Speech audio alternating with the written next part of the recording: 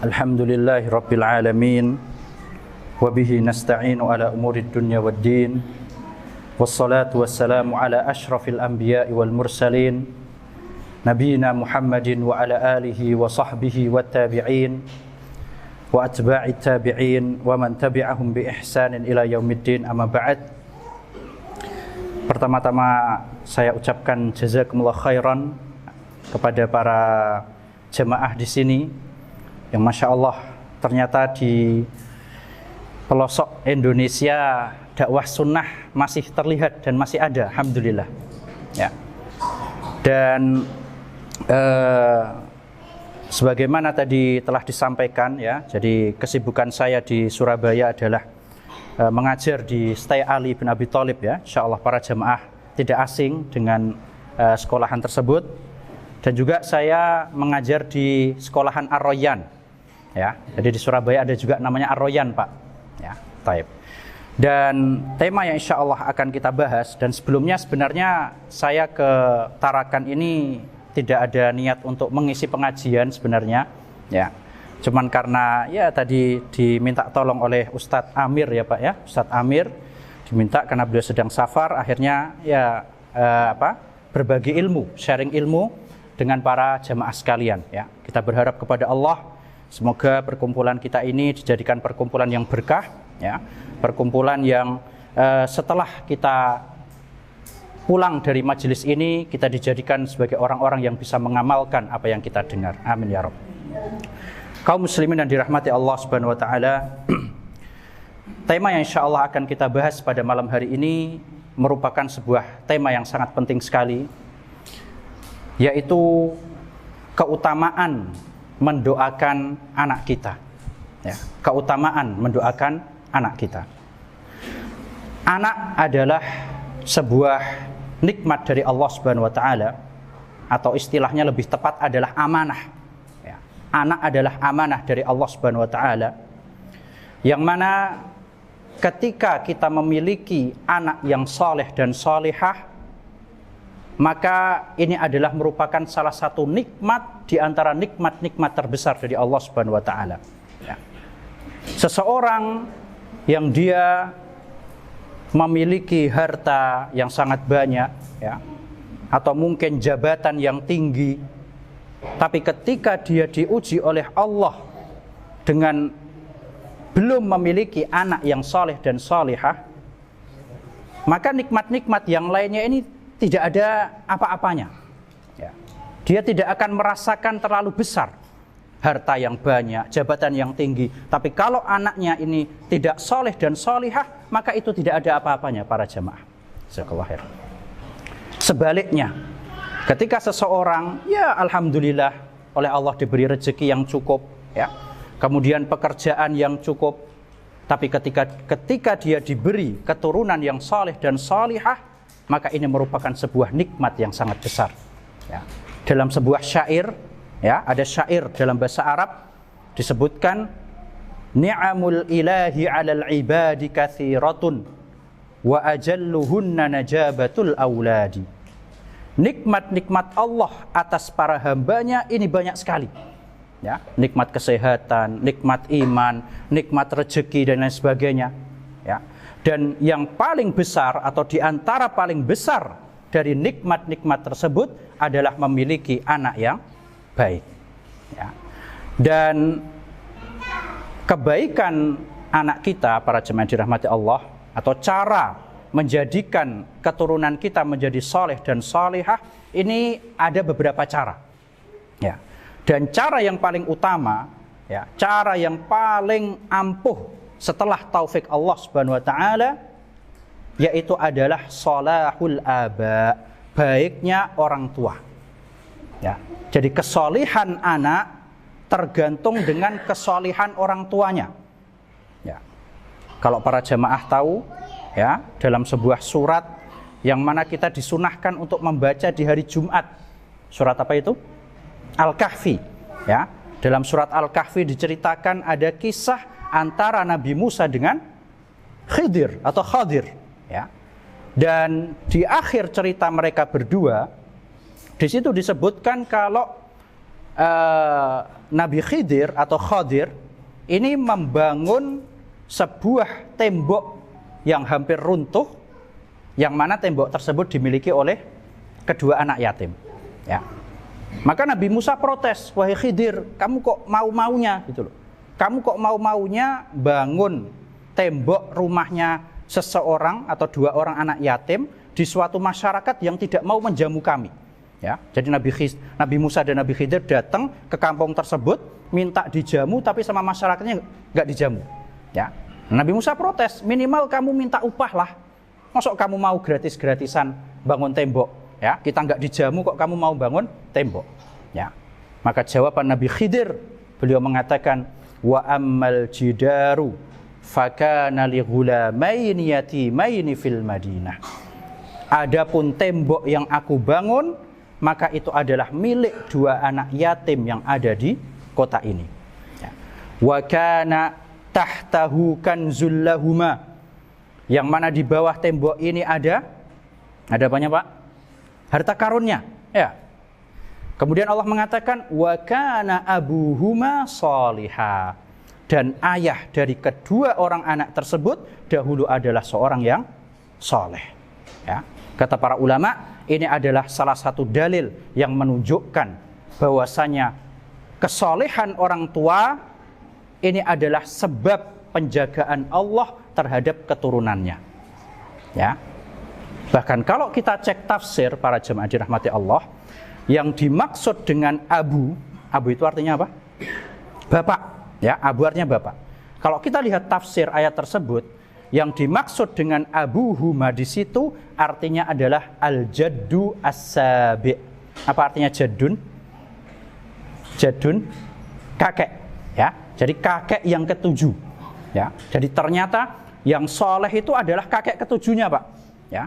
Tapi penjagaan Allah ini bisa dinikmati oleh 7 turunan dari keturunannya dia. Ya. Istilahnya kita sering dengar di masyarakat 7 turunan. Nah, ternyata ada tafsirnya. Ya, jadi yang soleh itu adalah kakek ketujuh, tapi yang dijaga oleh Allah ini sampai cucu yang ketujuh. Ya, dan yang lebih mengherankan lagi, di dalam ayat tersebut itu yang disebutkan soleh bapaknya atau anaknya? Bapaknya. Ya, di ayat tersebut disebutkan nggak anaknya soleh? Nggak disebutkan. Ya, ini menunjukkan bahwasanya kesolehan orang tua termasuk faktor terbesar, ya, dijaganya anak kita atau keturunan kita oleh Allah Subhanahu wa taala. Nah. Bismillah. Kaum muslimin yang dirahmati Allah Subhanahu wa taala, di antara bentuk atau saya kasih satu contoh terakhir yang menunjukkan bahwasanya bagaimana para salafus saleh mereka berusaha untuk menjadi orang yang saleh agar keturunannya menjadi anak yang soleh dan solehah. Ada sebuah riwayat dari seorang tabi'in yang bernama Muhammad bin Al-Munkadir. Ya, jadi ada salah seorang salafus saleh yang bernama Muhammad bin Al-Munkadir. Ya. Muhammad bin Al-Munkadir, beliau pernah mengatakan, ya bunayya, beliau pernah ngomong ke anaknya, wahai anakku, innama ataltu sholati li ajlika. Sesungguhnya aku melamakan sholatku itu demi kamu. Ya. Jadi selama ini ini yang dimaksud sholat di sini sholat sunnah, Pak. Ya, sholat sunnah. Kalau sholat wajib ya harus ikut imam. Ya. Jadi selama ini aku melamakan sholatku, sholat sunnahku itu demi engkau, wahai anakku. Ya. Maksudnya apa? Apakah beliau melakukannya dalam tujuan riya? Tidak, ya. Tapi tujuan beliau melamakan sholatnya, tujuan beliau melamakan sujudnya dan memperbanyak doanya untuk anak-anaknya, ini agar keturunannya menjadi anak yang soleh dan solihah. Ya, oleh karena itu, para jemaah dirahmati Allah, apabila kita ingin memiliki anak yang atau keturunan yang soleh dan solihah, maka perbaiki diri kita dahulu. Ini yang pertama. Ini poin penting. Ya. Jadi kalau kita pengen memiliki keturunan yang soleh dan solihah, jadikanlah, ya, berusahalah agar kita menjadi orang-orang yang soleh dan solihah. Nah, kaum muslimin yang dirahmati Allah Subhanahu wa taala, Kemudian selanjutnya, di antara cara yang sangat baik atau cara yang lain untuk menjadikan keturunan kita soleh dan solihah, salah satunya adalah dengan mendoakan mereka. Ya, ini cara yang kedua, yaitu dengan cara mendoakan anak-anak kita. Nah, kenapa kita perlu mendoakan anak-anak kita, para jemaah dirahmati Allah? Yang pertama, karena mendoakan anak-anak ini termasuk sifatnya para nabi. Ya. Ini termasuk akhlaknya para nabi. Ya. Kita ambil contoh, misalnya seperti Nabi Ibrahim alaihissalam. Ya. Kita bisa lihat dalam surat Ibrahim ayat yang ke-35 dan 40 para jamaah. Ya. Nanti para jamaah bisa lihat mushaf ya, Ibrahim ayat 35 dan 40. Syukur-syukur doanya bisa dihafalkan atau dibaca untuk mendoakan anak kita. Bisa kita contoh ya. Karena yang namanya doa, para jemaah dirahmati Allah, doa yang paling afdol itu adalah doa yang disebutkan di Al-Quran dan Sunnah. Ini yang paling afdol ya. Jadi kalau kita mau berdoa, usahakan menggunakan doa yang Allah sebutkan dalam Al-Quran maupun disebutkan oleh Nabi SAW dalam sunnahnya. Ini yang paling afdol. Kenapa yang paling afdol adalah yang seperti itu? Yang pertama karena lafadznya lebih simpel. Ya, kalau kita lihat doa-doa di dalam Al-Quran dan hadis ya Pak ya, itu lafadznya simpel, enak. Rabbana atina fid dunya hasanah, Rabbana hablana min azwajina wa dzurriyyatina qurrata a'yun, Allahumma inni as'aluka ilman nafi'a. Lafadznya simpel. Ya, beda dengan doa-doa yang kadang kita karang-karang sendiri. Ya Allah, aku pengen ini, pengen itu. Ya Allah, semoga kedepannya anakku menjadi ini dan itu. Boleh, sebenarnya boleh.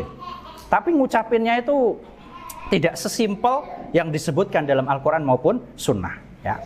Yang kedua, kenapa kok doa-doa dalam Al-Quran dan Sunnah itu lebih afdol dan harus kita prioritaskan? Karena maknanya lebih agung. Ya, maknanya lebih agung dibandingkan doa-doa yang kita ucapkan secara pribadi. Ya, jadi usahakan kalau kita berdoa prioritaskan, ya, utamakan doa-doa yang ada dalam Al-Quran dan Sunnah. Baik. Kita kembali ke pembahasan kita. Dalam surat Ibrahim ayat yang ke-35, Nabi Ibrahim pernah berdoa. Beliau mengatakan, Allah ceritakan dalam surat Ibrahim ayat 35, Rabbi ja'al hadzal balada amina. Ya Allah, jadikanlah negeri ini sebagai negeri yang aman. Negeri apa Pak maksudnya? Makkah, ya. Tapi ini bisa kita praktekkan dan kita niatkan untuk Indonesia. Ya, jadi para jamaah baca doa ini kita niatkan, ya Allah jadikanlah negeri ini yaitu Indonesia negeri yang aman, bagus. Ya. Wajnubni wa baniya an na'budal asnam. Dan jauhkanlah aku dan anak keturunanku dari menyembah berhala. Jadi Nabi Ibrahim alaihissalam selain berdoa minta keamanan untuk negerinya, beliau juga berdoa agar keturunannya diselamatkan dari kesyirikan, agar keturunannya dijadikan orang-orang yang mentauhidkan Allah. Karena tidak ada musibah yang lebih besar di mata orang tua kecuali ketika melihat anaknya melakukan syirik wal iazubillah. Itu musibah paling besar para jamaah. Melihat anaknya melakukan syirik, melihat anaknya wal iazubillah keluar dari Islam, nauzubillah min dzalik. Ya, itu musibah paling besar, musibah paling menyakitkan bagi orang tua.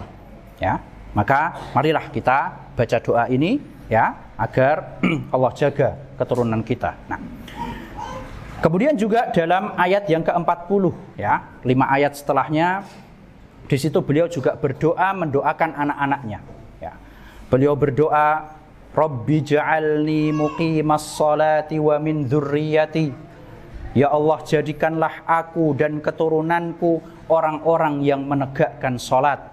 Ini juga penting para jamaah ya. Jadi kalau pengen anak-anak kita menjadi orang yang perhatian dengan sholat, yang pertama kita mulai dari diri kita masing-masing, perhatian dengan sholat ya.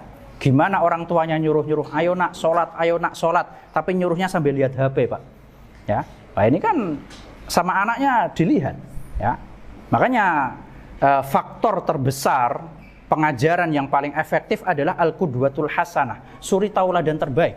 Itu adalah cara pengajaran yang paling bagus. Ya. Nah, jadi selain kita menjadi suri tauladan yang baik, kita juga perlu mendoakan anak-anak kita. Ya. Ya Allah, jadikanlah aku dan anak keturunanku menjadi orang-orang yang menegakkan sholat. Rabbana wa taqabbal du'a. Ya Allah, sesungguhnya Engkau Maha mengabulkan doa. Para jemaah yang dirahmati Allah Subhanahu wa taala, berkaitan dengan sholat, ya, di sini ada poin penting meskipun di luar tema, tapi ada poin penting berkaitan dengan memerintahkan anak kita untuk sholat. Ya. Ada sebuah faedah, kalau tidak salah saya dengar dari Ustadz Abdullah Zain. Tahu Pak Ustadz Abdullah Zain? Ya, Masya Allah ya. Nah itu kalau tidak salah ya, beliau pernah menyampaikan sebuah faedah yang sangat bagus. Kenapa kok ada sebagian anak-anak yang ketika besar itu disuruh sholat susah? Ya, ada sebagian anak-anak pas sudah besar disuruh sholat itu susah. Kenapa kira-kira? Ya. Maka kata beliau, bisa jadi salah satu penyebabnya karena kita sebagai orang tua terkadang meremehkan sabda Nabi SAW, muru abna'akum bis salati wahum abna'u sab'in. Perintahkanlah anakmu untuk melakukan sholat ketika mereka berumur berapa Pak? 7. Ya, jadi mulai nyuruh sholat itu umur 7. Ya, jadi setiap waktu sholat kita harus perintahkan. Sehari berarti minimal 5 kali Pak. Ya, setahun tinggal dikalikan aja 365. Ya, pertanyaannya, kira-kira kita selama setahun sudah nyuruh anak kita sholat sebanyak itu atau belum? Jawab dalam hati masing-masing. Kira-kira selama sehari semalam kita sudah nyuruh anak kita yang umur 7 tahun 5 kali kita perintahkan untuk sholat atau belum? Ya. Nah ini terkadang sebagian orang tua kebawa perasaan. Ya. Wah masih kecil, belum balik, udah enggak apa-apa. Ya. Kan sholat belum wajib. Ya betul, memang belum wajib. Ya. Tapi perintah kita, kewajiban kita sebagai orang tua hanyalah apa? Memerintahkan. Ya. Dia sholat, alhamdulillah. Enggak sholat. Kalau enggak sholat kenapa Pak? Ya enggak apa-apa, belum balik ya. Enggak apa-apa, ya. Jadi kewajiban kita hanya memerintahkan. Dia sholat alhamdulillah, enggak sholat juga enggak apa-apa, belum balik dia. Ya. Nah, ini dimulai dari umur 7 tahun. Nah, bisa jadi inilah alasan kenapa kok sebagian anak-anak ketika sudah dewasa, ketika sudah balik, ketika sudah wajib baginya untuk melakukan sholat, kita suruh sholat kok kadang agak susah. Ya. Maka marilah sejak sekarang kita berkomitmen, ya, kita berjanji kepada Allah Subhanahu wa taala mulai memerintahkan anak-anak kita meskipun dia belum balik untuk sholat. Minimal kewajibannya gugur, Pak. Kewajiban kita, ya, kewajiban kita memerintahkan sholat minimal gugur. Ya, dia sholat alhamdulillah, enggak sholat juga ya biarin, belum balik. Yang penting kita sudah memerintahkan, ya, seperti itu. Kaum muslimin yang dirahmati Allah Subhanahu wa taala. Kemudian juga di antara contoh, ya, jadi contoh atau doa para nabi kepada keturunannya bisa kita lihat juga dalam surat As-Saffat ayat yang ke-100, ya. Surat As-Saffat ayat yang ke-100 ini juga doanya Nabi Ibrahim. Masya Allah. Jadi Nabi Ibrahim ini betul-betul sebagai kita sebagai qudwah hasanah, sebagai suri tauladan yang baik bagi umat manusia, ya. Dalam surat As-Saffat ayat yang 100 beliau pernah berdoa, Rabbi habli minas sholihin. Ya Allah, berikanlah kepadaku, karuniailah kepadaku anak-anak yang saleh. Ya. Kemudian juga diantaranya seperti yang dilakukan oleh Nabi kita Sallallahu Alaihi Wasallam. Nanti insya Allah kita bacakan, beliau biasa menzikirkan Hasan dan Husain. Ya, Hasan dan Husain itu siapa Pak? Cucunya beliau. Ya. Dari sini dapat kita ambil kesimpulan kalau yang doakan itu tidak harus bapaknya langsung, ya. Bahkan kita sebagai kakek, kita sebagai nenek bisa doakan cucu kita. Kita sebagai paman bisa doakan keponakan kita. kita sebagai guru bisa doakan murid-murid kita. Jadi tidak harus bapaknya secara langsung, ya. Kemudian juga contoh yang terakhir seperti doanya Rasulullah SAW kepada Anas bin Malik radhiyallahu anhu. Ya, Anas bin Malik ini adalah pembantunya Rasulullah SAW. Ya, beliau sudah bersama Rasul SAW semenjak umur 10 tahun. Ini bukan eksploitasi anak, bukan ya. Tapi ya untuk berkhidmah kepada beliau, untuk ngambil berkahnya. Ya, jadi sejak umur 10 tahun sama ibunya sudah disuruh membantu Rasulullah SAW. Pada suatu hari Rasul SAW pernah mendoakan Anas bin Malik dengan sebuah doa, Allahumma aktsir malahu wa waladahu wa barik lahu fima a'taitahu. Ya. Allahumma aktsir malahu, ya Allah perbanyaklah hartanya Anas bin Malik, ya. Wa waladahu, dan perbanyaklah anaknya, ya. Bahkan disebutkan ketika Anas bin Malik wafat itu kurang lebih cucu dan cicitnya berjumlah sekitar 100, ya. Ini barokahnya doanya Nabi Shallallahu Alaihi Wasallam, ya. Ya Allah perbanyaklah hartanya, anaknya, wa barik lahu fima a'taitahu, dan berkahilah pada apa yang engkau berikan kepada mereka berdua, ya. Nah, ini doanya bisa kita baca untuk diri kita para jamaah. Allahumma, kalau tadi kan domirnya huwa, ya. Mungkin ada sebagian jamaah belajar bahasa Arab, ya. Nah, ini domirnya kita ganti ana. Allahumma aktsir mali, ya Allah perbanyaklah hartaku, wa waladi, dan anakku, ya. Sebagian jamaah pas berdoa Allahumma aktsir mali, perbanyaklah hartaku, semangat, ya. Pas nyebutkan lafaz setelahnya wa waladi, anakku, agak dipelanin suaranya. Padahal tidak ada masalahnya, ya. Ya, anak rezeki dari Allah, ya. Tidak apa-apa doa, ya. Jadi, ya Allah perbanyaklah hartaku dan anakku, wa barik li fima a'taitani, dan berkahilah untukku apa yang engkau berikan kepadaku. Kata para ulama, kalau kita pengen minta sesuatu yang berkaitan dengan duniawi, harta duniawi ya Pak ya, anak juga duniawi, jangan lupa minta keberkahan padanya, ya. Jadi jangan cuman Allahumma aktsir mali, ya Allah perbanyaklah hartaku, titik, jangan, ya. Harta banyak tapi enggak barokah sama aja, ya. Jadi apabila kita minta sesuatu yang berkaitan dengan duniawi, jangan lupa minta keberkahan, ya. Baik. Para jemaah dirahmati Allah Subhanahu wa taala. Kemudian selanjutnya, kenapa kita perlu mendoakan anak-anak kita? Karena doa orang tua adalah salah satu doa yang mustajabah. Ya. Doa orang tua untuk anaknya adalah salah satu doa yang mustajab. Ya.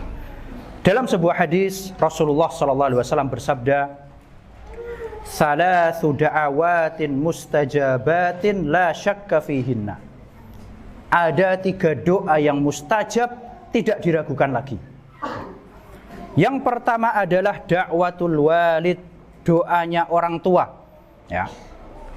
Wa da'watul musafir, dan doanya orang yang safar. Ketika kita safar, manfaatkan untuk berdoa. Yang ketiga, wa da'watul mazlum, yaitu doanya orang yang terzolimi, ya. Oleh karena itu para jemaah dirahmati Allah, marilah manfaatkan senjata rahasia ini, ya. Manfaatkan untuk hal yang positif. Kenapa saya sebut sebagai senjata rahasia? Karena sebagaimana doa orang tua itu mustajab untuk hal-hal yang baik, begitu pula sebaliknya, wal-iyazubillah, dia juga bisa mustajab untuk mendoakan keburukan bagi anaknya, wal-iyazubillah, ya. Nanti insya Allah di akhir kajian kita jelaskan tentang doa buruk untuk orang tua, ya. Itu bagaimana, apakah mesti setiap orang tuanya berdoa mesti mustajab atau bagaimana? Insya Allah kita jelaskan. Kemudian selanjutnya, kenapa kita harus mendoakan anak-anak kita? Karena dengan kita berdoa kepada Allah untuk kebaikan anak-anak kita, ini seolah-olah menunjukkan betapa butuhnya kita kepada Allah, ya. Jadi orang tua yang rajin mendoakan anak-anaknya, Rabbana hablana min azwajina wa dzurriyyatina qurrata a'yun, Rabbi habli minas shalihin, Rabbi ja'alni muqimas sholati wa min dzurriyyati. Orang tua yang rajin mendoakan anak-anaknya, ini menunjukkan di hadapan Allah, orang ini memang butuh pertolongan Allah. Ya. Para jemaah dirahmati Allah, kita tidak mungkin bisa 100% mengawasi anak-anak kita. Kita nggak mungkin 100% bisa ngurusi mereka, nggak bisa. Ya. Ada momen-momen yang mana mereka harus sekolah, mereka kadang main. Sudah azan, Pak? Oh belum, taib. Ya, taib. Ya, kita lanjutkan ya Pak ya. Taib. Jadi sekali lagi kita berdoa kepada Allah ya. Ini menunjukkan kita butuh kepada pertolongan Allah Subhanahu wa taala ya. Berbeda dengan orang yang tidak pernah berdoa ya. Berbeda dengan orang tua yang tidak pernah berdoa kepada Allah, maka sama Allah akan dibiarin ya. Ketika ada orang tua yang dia rajin mendoakan anaknya, maka Allah akan perhatian, oh ini fulan dia butuh pertolongan dariku ya. Fulan butuh kepada penjagaan Allah, maka Allah akan memperhatikan dia ya. Berbeda dengan orang yang nggak pernah berdoa, orang tua nggak pernah doakan anaknya, maka sama Allah akan dibiarkan ngurusi anaknya sendiri ya. Oleh karena itu marilah kita memperbanyak ya, marilah kita luangkan waktu kita untuk mendoakan anak-anak kita. Dan juga orang tua yang mendoakan anaknya, ini seolah-olah dia menyerahkan ya, bertawakal ya, untuk menyerahkan urusan anaknya kepada Allah Subhanahu wa taala. Dan kita tahu orang yang bertawakal kepada Allah, pasti Allah akan bantu ya. Allah berfirman, wa may yatawakkal 'alallahi fahuwa hasbuh. Barang siapa yang bertawakal kepada Allah, Allah akan cukupkan urusannya. Kaum muslimin yang dirahmati Allah Subhanahu wa taala, ada poin penting ya berkaitan dengan mendoakan anak, yaitu adalah sebaiknya kita mendoakan anak-anak kita dengan doa-doa yang umum ya. Jadi doa-doa minta kebaikan secara umum. Ini lebih bagus para jemaah ya. Contohnya apa? Misalnya seperti doa tadi, Rabbana hablana min azwajina wa dzurriyyatina qurrata a'yun, ada dalam surat Al-Furqan ya Pak ya, ayat terakhir-terakhir itu ya.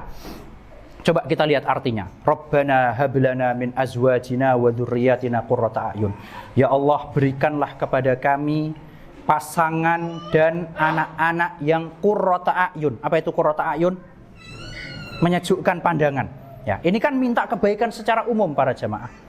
Ya Allah, mau anakku jadi penuntut ilmu, mau anakku kerja di mana, mau anakku laki atau perempuan, yang penting jadikan mereka anak-anak yang menyejukkan pandangan. Ya. Jadi minta kebaikan secara umum kepada Allah Subhanahu wa taala. Ya. Contoh yang lain, Rabbana atina fid dunya hasanah. Ya Allah, aku minta kepadamu kebaikan di dunia, kebaikan umum. Ya. Doa-doa seperti ini lebih afdol dan lebih baik daripada doa-doa yang sifatnya terperinci. Meskipun boleh, ya, boleh kita berdoa, ya Allah semoga anakku bisa belajar di sini. Ya Allah semoga anakku bisa kerja di perusahaan ini. Boleh, seperti itu boleh. Tapi afdolnya, ya, yang lebih afdol adalah kita minta kebaikan secara umum untuk anak-anak kita. Kenapa lebih afdol? Yang pertama karena doa-doa yang minta kebaikan secara umum ini adalah doa mayoritas para nabi. Ya, jadi doanya Nabi, termasuk Rasulullah SAW dan nabi-nabi yang lain, itu doanya minta kebaikan secara umum para jemaah. Kita ambil contoh. Dalam sebuah hadis disebutkan bahwasanya di antara doa terbanyak yang dibaca oleh Nabi SAW adalah Allahumma Rabbana atina fid dunya hasanah wa fil akhirati hasanah wa qina adzabannar. Umum, minta kebaikan secara umum, ya. Kemudian doanya tadi Nabi Ibrahim, Rabbi habli minas shalihin, minta kebaikan secara umum, ya. Jadi kebanyakan doa para nabi ini minta kebaikan secara umum. Ini alasan yang pertama, ya. Alasan yang kedua, kenapa sebaiknya kita minta atau berdoa, minta kebaikan yang sifatnya umum? Karena itu bisa lebih membantu untuk istiqomah para jemaah. Ya. Jadi orang yang berdoa dengan doa-doa yang disebutkan dalam Al-Quran maupun hadis yang sifatnya umum, ini biasanya melafadzkan doa tersebut akan konsisten. Ya, dia tidak akan bosan. Ya. Seorang nggak akan bosan untuk berdoa Rabbana hablana min azwajina wa dzurriyyatina qurrata a'yun. Dia bisa ucapkan seperti itu. Ya. Seorang nggak akan bosan mengucapkan Rabbana atina fid dunya hasanah. Seorang nggak akan bosan mengucapkan Allahumma inni as'aluka ilman nafi'an. Ini manfaat yang kedua. Ya. Berbeda kalau doa-doanya ini adalah doa-doa yang minta rinci, kebaikan secara rinci.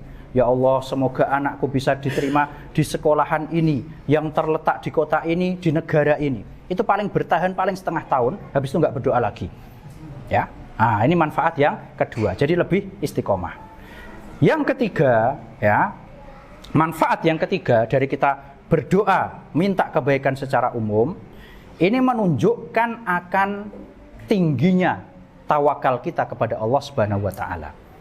Ya Allah, apapun yang Engkau takdirkan untuk anakku, maka itu yang terbaik. Ya. Beda kalau kita minta rinci, Pak. Ya Allah, semoga anakku bisa kerja di pabrik ini. Ya. Kira-kira kalau misalnya qadarallah, Allah belum mentakdirkan anak kita sekolah atau kerja di pabrik tersebut, minimal ada rasa nggak enak dalam hati kita. Ya.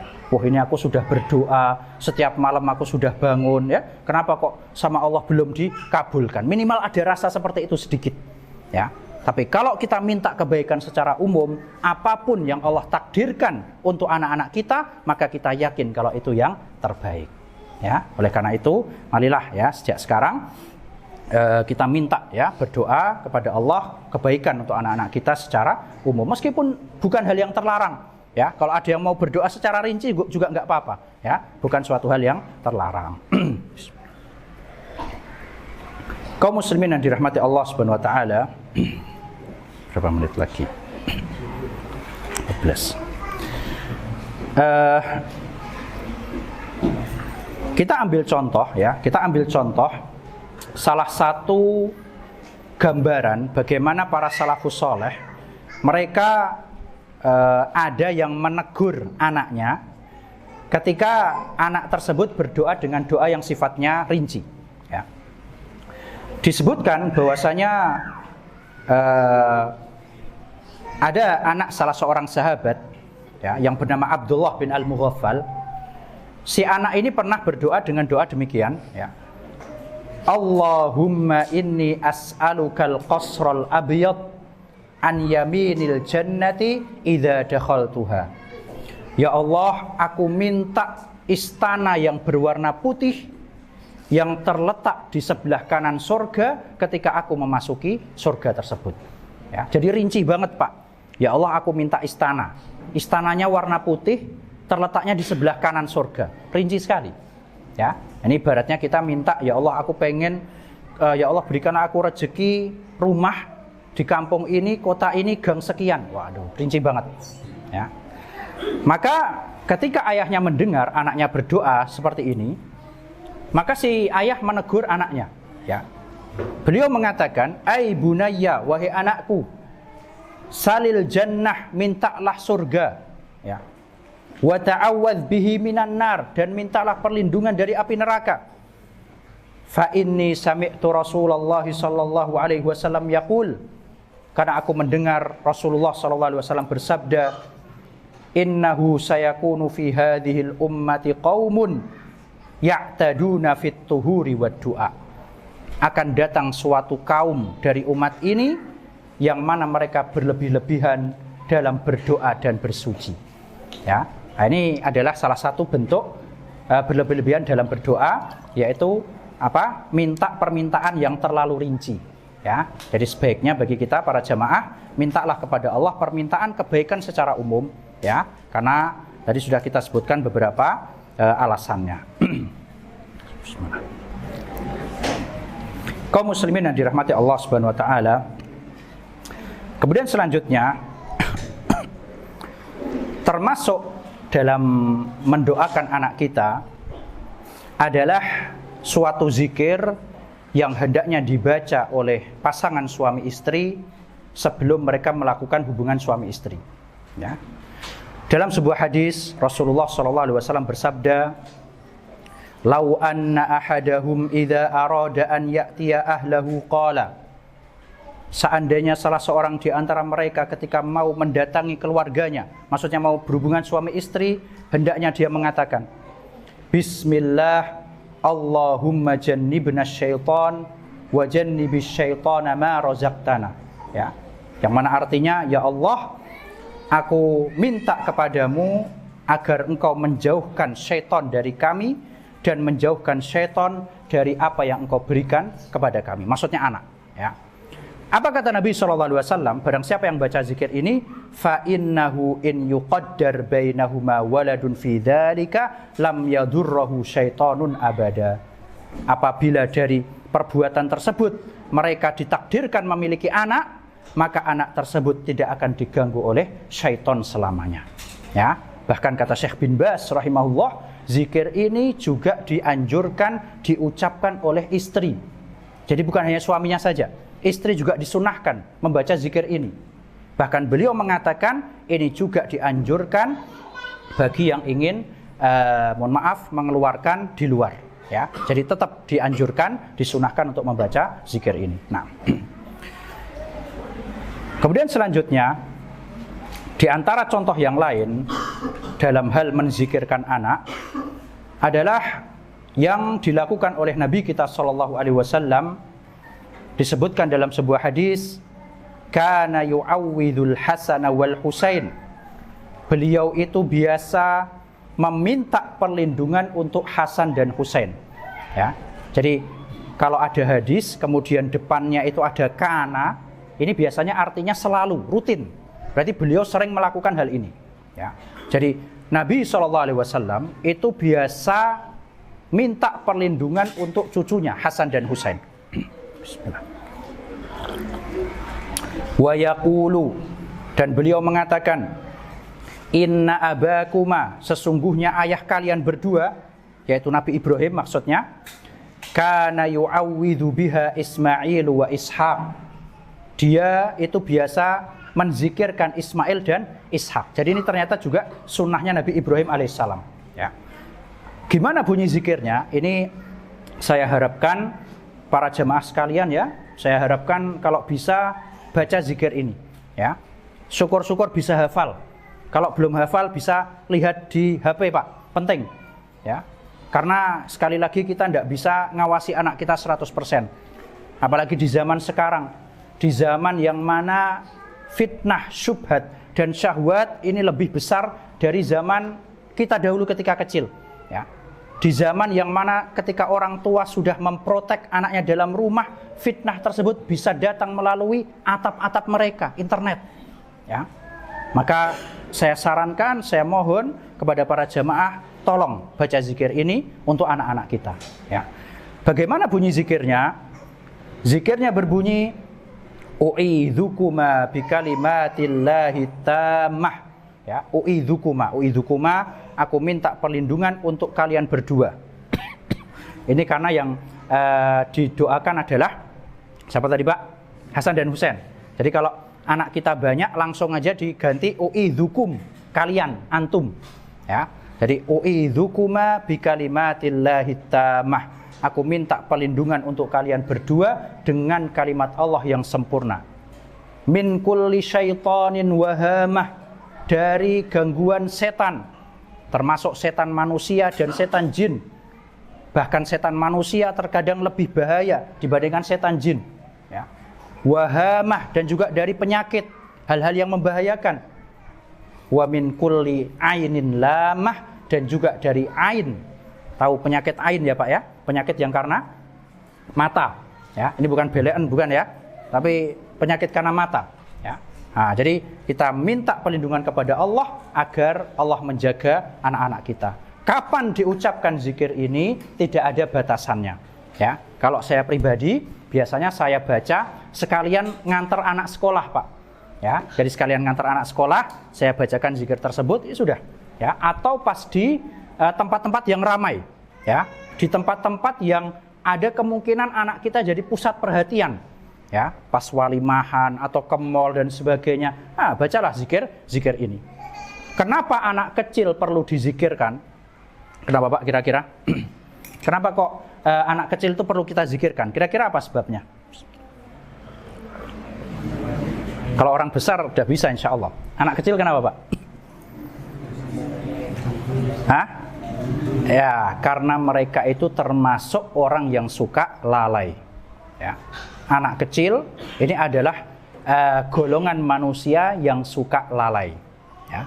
Kita alhamdulillah insya Allah zikir pagi sore baca. Anak kita main di lapangan. Ya. Kita mau masuk kamar mandi, bismillah Allahumma inni a'udzubika minal khubuthi wal khaba'is. Anak kita masuk langsung. Ya. Kita habis sholat, alhamdulillah baca ayat kursi. Anak kita langsung keluar main. Ya. Maka itulah sebab kenapa kita perlu menzikirkan anak-anak kecil, karena mereka adalah orang yang suka lalai. Makanya kalau kita lihat ada hadis lain yang situ disebutkan, apabila secara makna ya Pak ya, apabila datang waktu maghrib, fakuffu sibyanakum, tahanlah anak-anak kalian. Ya, jadi pas waktu maghrib ini anak-anak suruh masuk rumah.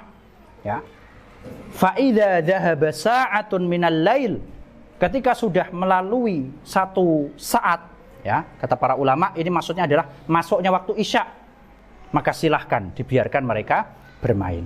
Ya, apa alasannya? Kenapa kok anak-anak kecil ketika maghrib disuruh masuk rumah? Karena alasannya fa inna syaitana tantashiru hina idin, setan-setan saat itu berkeliaran.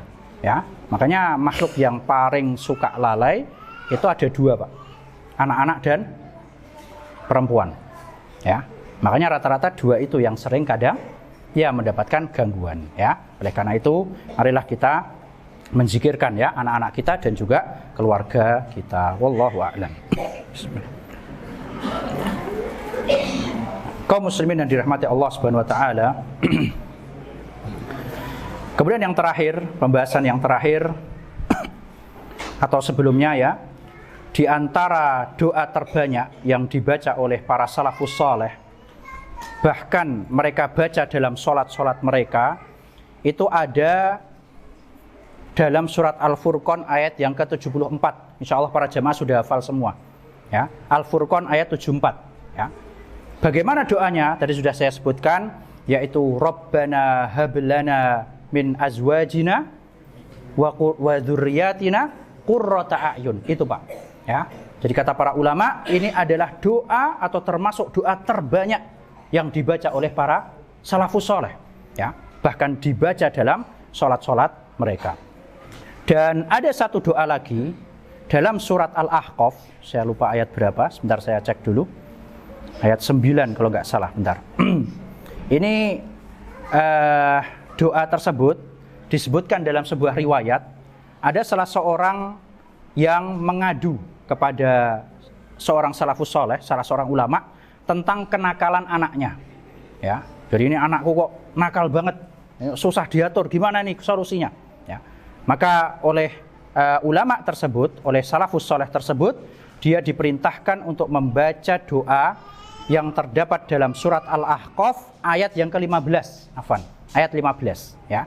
Al-Ahqaf ayat 15 bunyinya adalah Rabbi auzi'ni an ashkura ni'mataka allati an'amta 'alayya wa 'ala walidayya.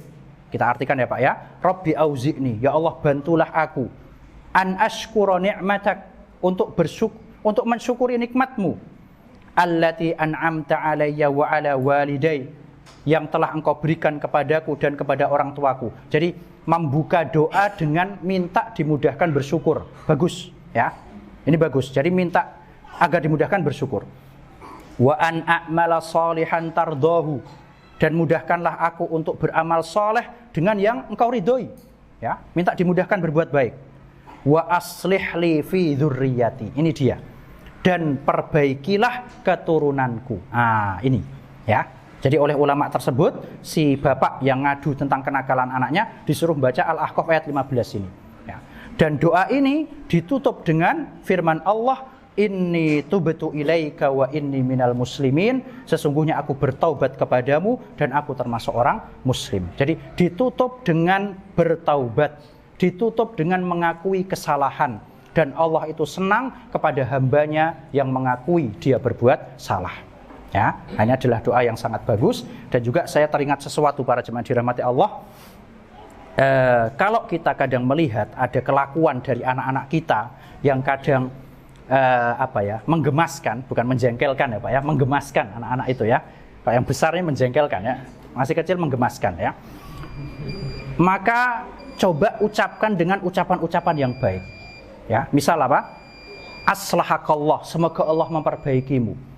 Allah yahdik, semoga Allah memberikanmu hidayah. Ini bagus. Daripada apa? Kamu ini tidak bisa mendengar. Teringat Pak nanti. Kamu ini gimana? Dari kesel berkali-kali nggak paham. Khawatirnya doa, ya. Nah, insya Allah setelah azan ya Pak ya. Ya, insya Allah kita lanjutkan sedikit tentang doa buruk orang tua untuk anaknya. Mungkin azan dulu Pak. Fadhil.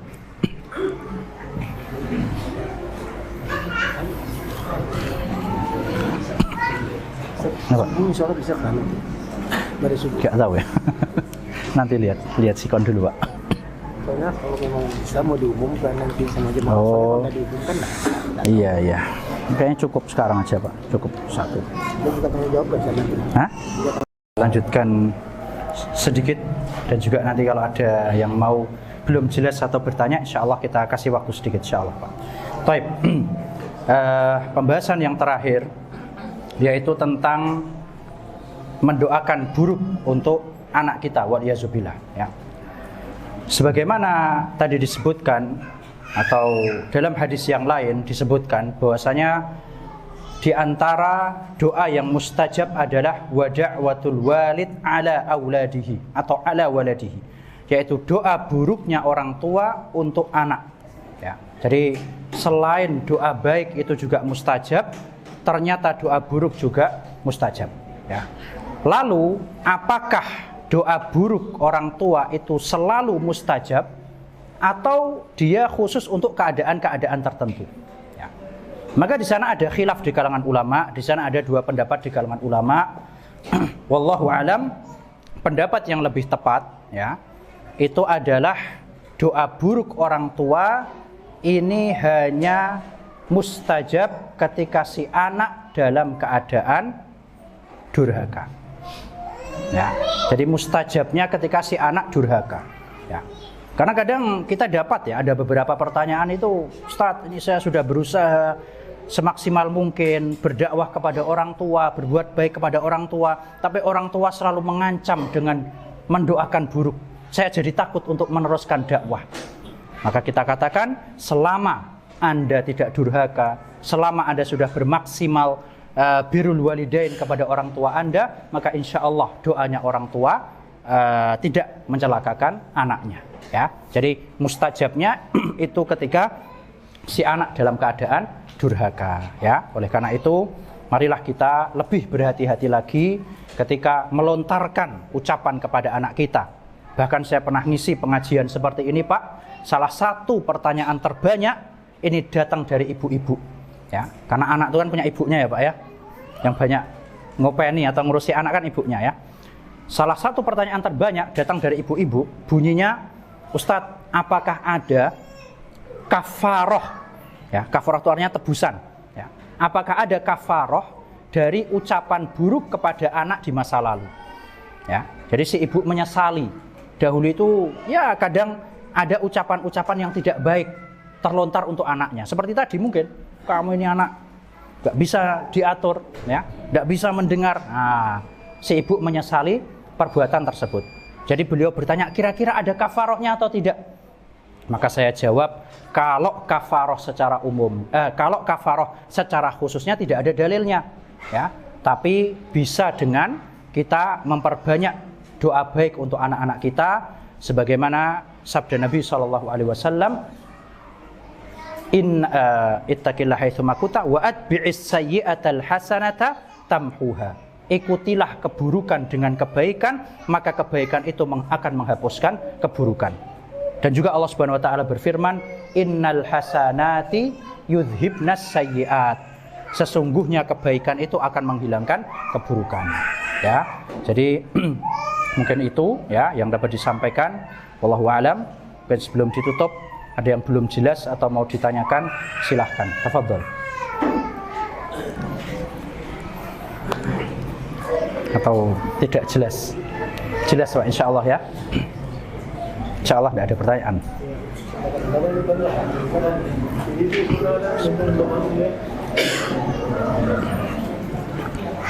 Jadi mendoakan atau melontarkan ucapan baik untuk anak itu kita bisa mencontoh orang Arab Pak ya. Orang Arab itu Masya Allah, kalau marah itu isinya doa. Allah yahdik, semoga Allah memberimu hidayah. Allah yuslihuk, semoga Allah memperbaikimu ya. Itu orang Indonesia yang dengar itu dikirain didoakan, padahal dimarahin itu ya.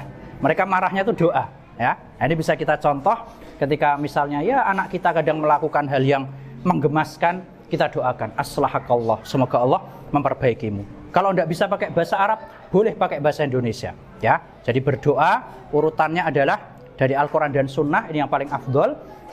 Yang kedua adalah pakai bahasa Arab meskipun tidak dalam Al-Quran dan Sunnah. Dan yang terakhir adalah berdoa pakai bahasa kita sendiri ya, seperti itu. Wallahu a'lam. Tafadhol, silakan. Assalamualaikum. Apakah kalau kita berdoa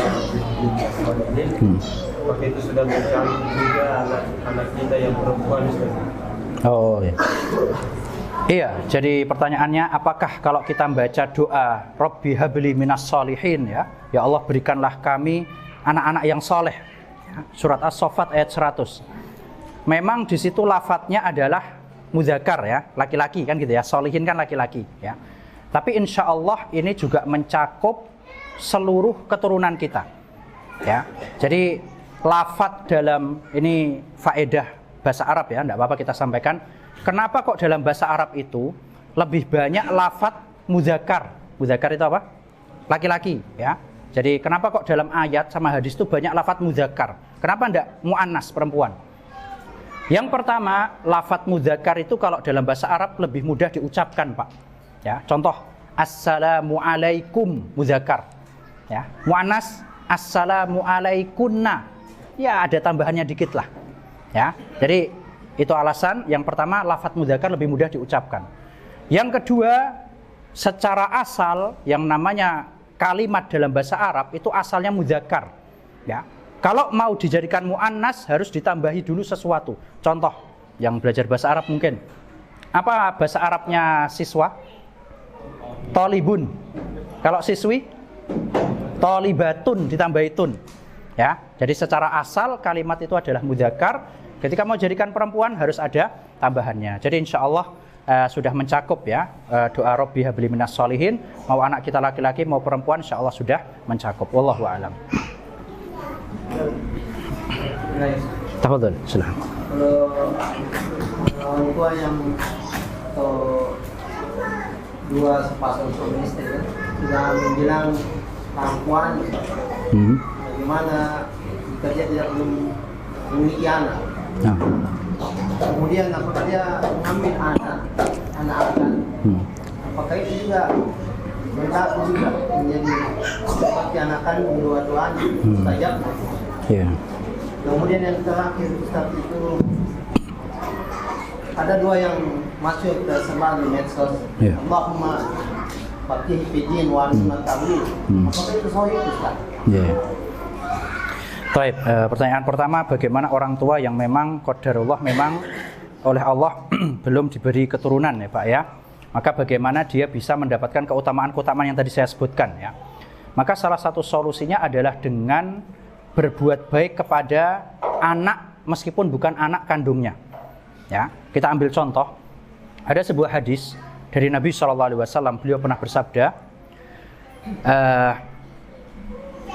secara makna beliau mengatakan, barang siapa yang dia memiliki dua orang putri, kemudian berbuat baik kepadanya, maka Allah akan jadikan dua orang putri tersebut sebagai hijab penghalang dari api neraka. Ya. Yang dimaksud dengan 2 orang putri, dalam riwayat lain disebutkan 1, dalam hadis lain disebutkan 3. Jadi berapapun masuk, ya. Disebutkan oleh para ulama yang dimaksud dengan putri di sini mau putri kandungnya maupun putrinya orang lain. Ya. Jadi misal kita punya keponakan, ya, keponakannya mungkin butuh kita nafkahi, ya, butuh kita didik dan sebagainya. Nah, ini ketika kita berbuat baik kepada keponakan kita, ini insya Allah termasuk dalam masuk ke hadis tadi, ya. Atau mungkin nggak ada kaitannya sama kekerabatan sama kita kayak tadi, meskipun yang namanya anak angkat nggak ada Pak dalam Islam, namanya anak angkat itu nggak ada, ya. Yang ada ya anaknya orang lain, cuman kita berbuat baik kepada dia, ya. Jadi harus kita yakini, kita harus husnuzon. Allah mentakdirkan seseorang belum punya keturunan, pasti ada hikmahnya. Ya, kita sebagai seorang mukmin harus yakin seluruh perbuatan Allah pasti ada hikmahnya. Mungkin kalau punya anak bisa jadi dia tidak sabar. Ya, jadi kita harus berhusnuzon kepada Allah, seluruh yang Allah takdirkan pasti ada hikmahnya, dan di sana masih banyak jalan kebaikan. Ya, jadi di sana masih banyak jalan-jalan kebaikan yang lain, salah satunya yang tadi saya sebutkan. Wallahu a'lam. Dan jadi yang kedua, Allahumma faqihni ya Pak ya. Ya, itu doanya sahih. Itu adalah doa dari Nabi SAW kepada siapa? Ibnu Abbas, ya. Cuman domirnya huwa. Allahumma faqihhu fiddin wa alimhu ta'wil. Ini bisa kita doakan anak kita pakai itu juga bisa Pak. Ya, ya Allah jadikanlah dia paham agama dan juga paham tafsir, ya. Ta'wil itu artinya tafsir. Atau kita doa untuk diri kita diganti domir ana. Allahumma faqihni fiddin wa alimni ta'wil, seperti itu. Wallahu a'lam. Cukup ya Pak ya? Demikian, jazakumullah khairan atas antusias kehadirannya. Semoga kita bisa bertemu lagi di lain waktu. Kalau tidak bisa bertemu di lain waktu, insya Allah kita ketemu di surga. Amin ya Rabb. Amin. Jazakumullah khairan. Mohon maaf jika ada kesalahan, maka itu karena kurangnya ilmu saya. Sallallahu ala nabiyyina Muhammad wa ala alihi wa sahbihi wa sallam. Subhanakallah bihamdik, asyhadu an la ilaha illa anta, astaghfiruka wa atubu ilaik. Syukran. Assalamualaikum warahmatullahi wabarakatuh.